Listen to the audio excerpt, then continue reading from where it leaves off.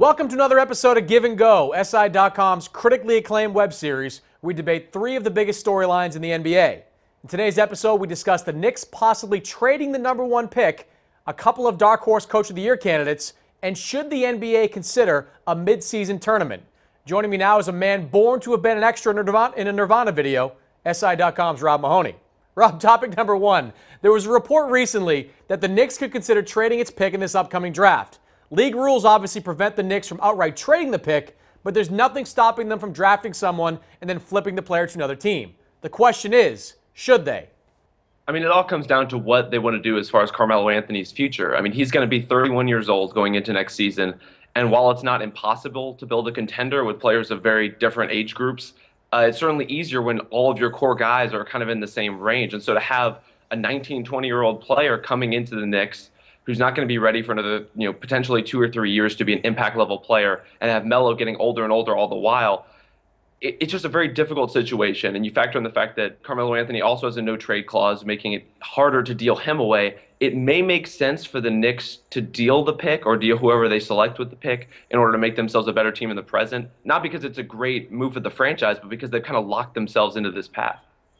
Okay, well, Rob, if I buy a team down the line, you are not going to be my general manager because there is no way that the Knicks should even contemplate trading away this pick. In today's day and age, with the rule changes that have been implemented after the CBA was negotiated back in 2011, it becomes more and more critical to develop your own talent, to have homegrown talent, because you're going to have a better chance year in and year out of retaining that talent because of the salary cap constraints other teams have. The Knicks need to go out, draft a Jahlil Okafor, draft a Karl Towns, draft a D'Angelo Russell, identify whoever that top 5 pick is who fits best into their system, and draft him and develop him. You're 100% right. They have hamstrung themselves in some way by re-signing Carmelo Anthony and closing their window to almost this 3 or 4 year one because of Carmelo's age. But that should not change the fact that if they get the 1, 2, or 3 pick, they absolutely shouldn't consider dealing it. See, the only thing, I completely agree as far as the value of young players, especially given, the exploding salary cap. They're going to be on a rookie scale deal that's figured now, which is going to be a great value for the team. The problem, as far as I see, is that nothing can really be off the table for the Knicks at this point. They don't have a core. They don't really have any kind of sustainable plan that's going to have a momentum going forward. They should be investigating all options, and that involves trading the pick, that involves keeping the pick, that involves trying to move Melo and not trying to move Melo. They're not a team with the luxury of being able to say no to things right now. Yeah, but Rob, everything they've done in the last 40 years has largely been a mistake. And certainly everything they've done in the last 15 years, from the Isaiah Thomas era to the end of the Donnie Walsh era to Mike D'Antoni to even now, they keep compounding their mistakes by making the same mistakes over again by having too much short-sightedness. This team in New York needs to act like a small market team. Look at the teams out there that have sustained success. Golden State right now, built on draft picks. Atlanta, a large part of their core, built on draft picks. Oklahoma City, built on draft picks. The Knicks have to draft well, draft shrewdly, keep building a team slowly, and I don't think they need to be just bogged down by the expectations they seem to place on themselves to win right away. No, I'm not in any disagreement on that front. It's more just a matter of, I think fans in particular can get indignant when they hear rumors of, oh, this team is talking about doing this, they're discussing doing that, and the Knicks just really aren't in a state where they can avoid having those conversations just given how bad they are. All right, well, let's move on. I'm just going to call you Isaiah Thomas's #1 fan, so we'll leave it right there. All right, topic number 2. The Coach of the Year race has seemingly been a fight between Mike Budenholzer in Atlanta and Steve Kerr in Golden State. But it's hard to ignore the jobs being done by Brad Stevens in Boston and Quinn Snyder in Utah. Of those two coaches, Rob, who were you more impressed by? I think I'm a little bit more impressed by what Quinn Snyder's doing in Utah. They're the #1 defense in the league since the All-Star break, and they certainly have the personnel to do something like that. But at the same time, beating the teams that they have wins over the Blazers, over the Grizzlies, over the Spurs, over the Rockets since the break.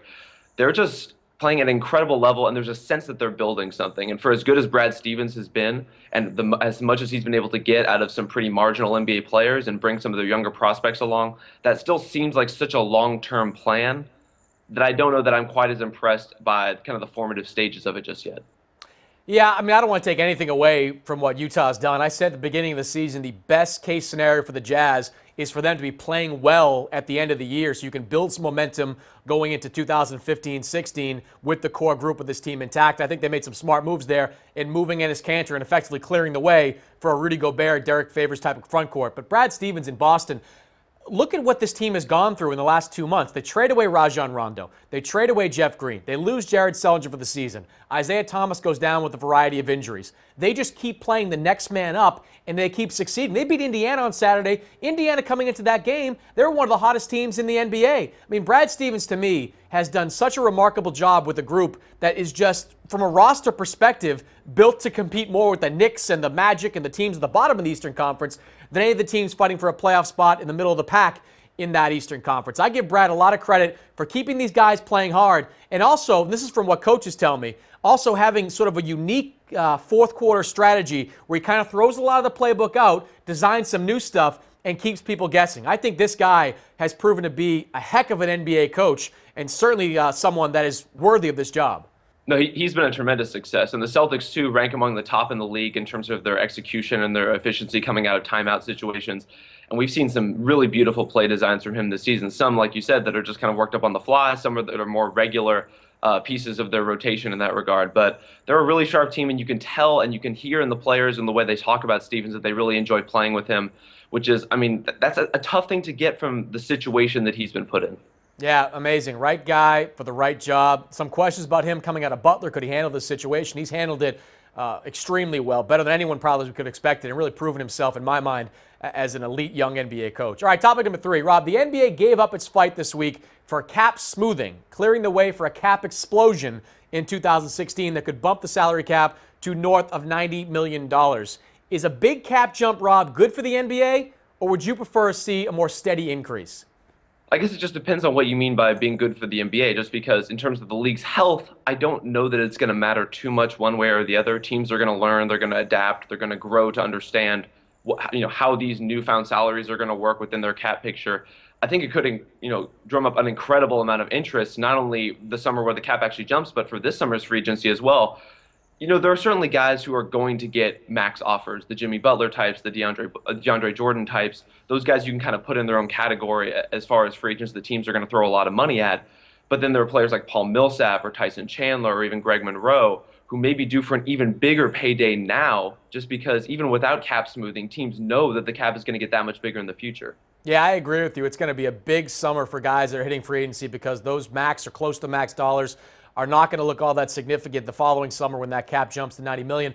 I'm generally not in favor of this just because they have tried to establish kind of an NFL-type model where there's much more parity across the league, especially amongst the small markets, and they've been doing it by making it so much easier, or so much more palatable, rather, for a player to re-sign with the team he's drafted by because the money is so much better to go there. Now, if a guy hits the open market, you're going to see virtually every team in the league have kind of max salary cap space. And yes, there still is the carrot of that 5th year, and that 5th year for, say, a guy like Kevin Durant could be worth like $40 million because of what his salary could look like in the long term. But I don't love the idea of teams that have not managed their books all that well all of a sudden having just this plethora of cap space to deal with to go out there and sign anybody they want. I think that gives too much of an advantage to some of these big market teams that could be out there on the market. I definitely agree with that. It's a bit of a reset button in that regard for, as you said, even teams that have managed poorly who already have a lot of money committed to their books. They could still have max room. They could still have 20, 30 million under the projected cap. What's going to be interesting, too, is that going into this summer, how many players take those opt-out deals or take a one-year contract knowing that next summer, not only will the money be there in a bigger, in bigger degrees than it's ever been before, but they're basically going to have their pick of any city they want to live in the NBA because all of those teams are going to have room.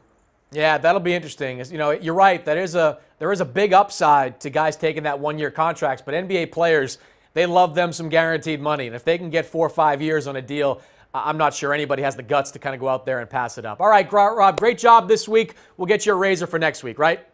Appreciate it. All right, that's it for Give and Go. Catch us this week and every week right here on SI.com.